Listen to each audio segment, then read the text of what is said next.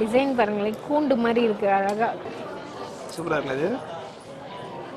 வெயிட்டும் இல்லை, வெயிட்லெஸ்ஸாகவும் இருக்கு. நமக்கு அழகா இருக்குல்ல கிளிக்கூண்டு, செம்மையா இருக்குல்ல. இது வெயிட் தாங்குமா காது?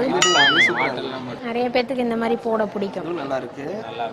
வாவ், அழகா இருக்கு. சாமியோட இது